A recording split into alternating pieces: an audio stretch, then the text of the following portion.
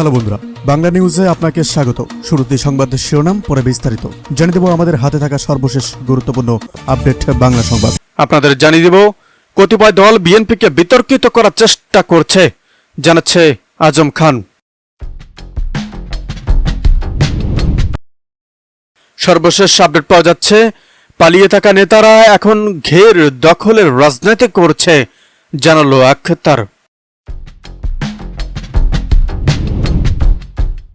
এদিকে জানা যাচ্ছে মাইলস্টোনে নিহতের সংখ্যা বিশ্বাস করি না, এর চেয়ে বেশি সংখ্যা হবে, এরকমটাই জানাচ্ছে জামায়াতের আমির। সর্বশেষ আপডেট পাওয়া যাচ্ছে, বিএনপি জামায়াত সহ 4 দলের নেতাদের সঙ্গে বৈঠক এবার প্রধান উপদেষ্টার। সর্বশেষ আপডেট পাওয়া যাচ্ছে, সিলেটে এনসিপির আরো 4 জন নেতার পদত্যাগ। এদিকে দোষীদের শাস্তি নিশ্চিতে কাজ করছে আইন শৃঙ্খলা বাহিনী, জানালো স্বরাষ্ট্র উপদেষ্টা। আরো রয়েছে, প্রধানমন্ত্রীর দলীয় প্রধান হওয়া না হওয়া দলের অভ্যন্তরীণ সিদ্ধান্ত, জানাচ্ছে সালাউদ্দিন। আলোচনা করব সামরিক সহ সব খাতে বাংলাদেশকে সহযোগিতা করতে এবার আগ্রহী চীন, জানাচ্ছে রাষ্ট্রদূত। এদিকে এক ব্যক্তি জীবনে সর্বোচ্চ 10 বছর প্রধানমন্ত্রী থাকতে পারবেন প্রস্তাবে এবার একমত দলগুলো। রাজনৈতিক দলগুলো একমত হয়েছে যে কোনো ব্যক্তি সর্বোচ্চ 10 বছর পর্যন্ত প্রধানমন্ত্রী হিসাবে দায়িত্ব পালন করতে পারবে। একই সঙ্গে স্বাধীন পুলিশ কমিশন গঠনের প্রস্তাবও সম্মতি জানিয়ে আসছেন তিনি। রোববার রাজধানী ফরেন সার্ভিস একাডেমিতে জাতীয় ঐকমত্য কমিশনের দ্বিতীয় ধাপের সংলাপের 19তম দিনে এ সিদ্ধান্ত নেওয়া হয়। অনুষ্ঠানে কমিশনের সহসভাপতি আলী রিয়াজ এসব তথ্য জানান। আলী রিয়াজ বলেন, আমরা একমত হয়েছি যে একজন ব্যক্তি সর্বোচ্চ 10 বছর প্রধানমন্ত্রী হিসাবে দায়িত্ব পালন করবেন। সনদে এই বিষয়টি অন্তর্ভুক্ত করা হবে।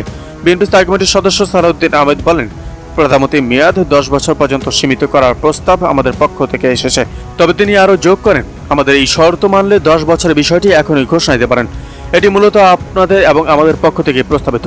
দিনের আলোচনায় আরও একটি গুরুত্বপূর্ণ সিদ্ধান্ত হয়, বাংলাদেশে একটি স্বাধীন পুলিশ কমিশন গঠনের বিষয়েও রাজনৈতিক দলগুলো ঐক্যমত হয়েছে। এই কমিশনের মাধ্যমে পুলিশের পেশাদারিত্ব, জবাবদিহিতা ও জনবান্ধবতা নিশ্চিত করার লক্ষ্যে কাজ করা হবে। আলী রিয়াজ জানান, স্বাধীন পুলিশ কমিশনের বিষয়েও রাজনৈতিক দলগুলো একমত হয়েছে। এখন কমিশনের গঠন কাঠামো ও আইনগত দিক নিয়ে বিস্তারিত। এদিকে বিশ্ববিদ্যালয় ছাত্র আন্দোলনের কেন্দ্রীয় কমিটি ছাড়া সব কমিটি স্থগিত। কেন্দ্রীয় কমিটি বাদে বিশ্ববিদ্যালয় ছাত্র আন্দোলনে বাংলাদেশের সব কমিটি স্থগিত করা হয়েছে। সাবেক সমন্বয়ক ও বিশ্ববিদ্যালয় ছাত্র আন্দোলনের কেন্দ্রীয় কমিটির সভাপতি রিফাত রাশিদ এই ঘোষণা দেন।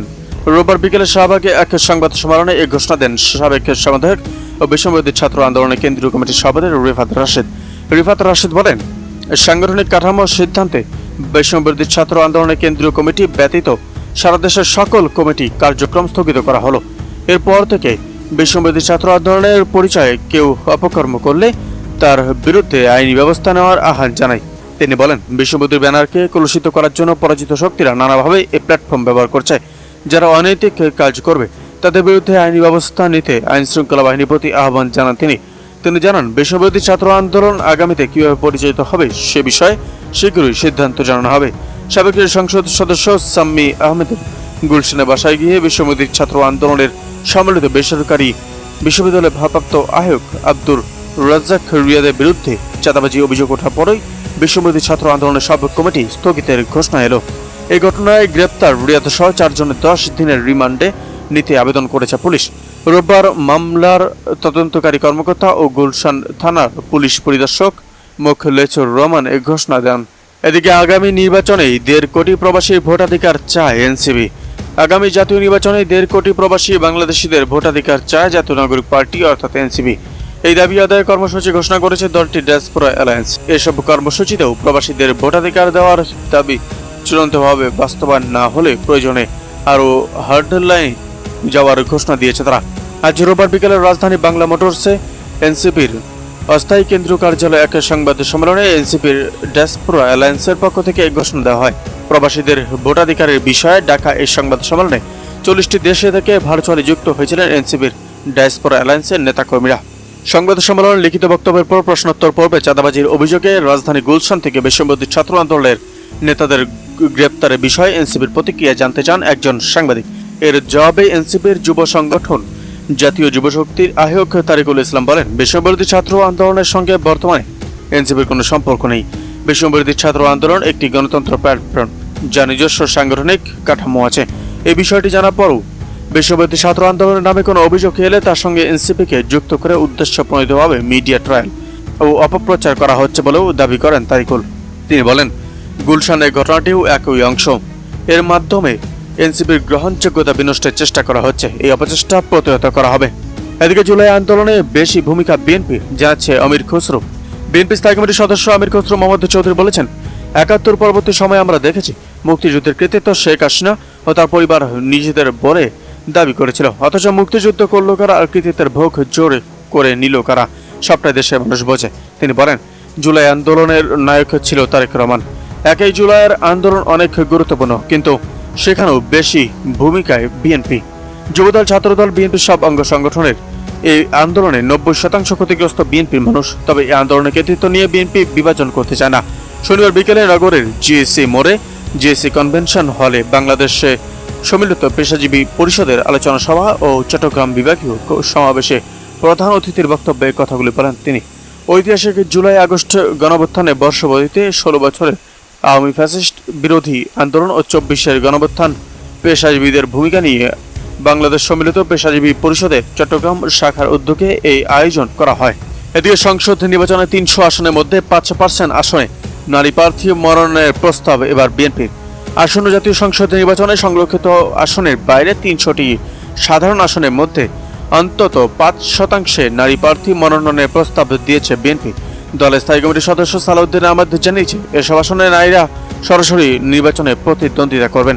রোববার রাজধানী ফরেন সার্ভিস একাডেমিতে জাতীয় ঐক্যমত্য কমিশনের সঙ্গে বিএনপি সহ ৩০টি রাজনৈতিক দলের সংলাপ শেষে সাংবাদিকদের তিনি এসব কথা জানান। সালাউদ্দিন বলেন, প্রথমে আমরা সংরক্ষিত নারী আসনে ৫০ থেকে বাড়িয়ে ৮০ করার প্রস্তাব দিয়েছিলাম, তবে এখন প্রস্তাব দিতেছে ৩০০ আসনের মধ্যে অন্তত ৫% নারী প্রার্থী মনোনয়ন দেওয়া হোক। ভবিষ্যতে এটি ১০% উন্নীত করার কথা ভাবছি।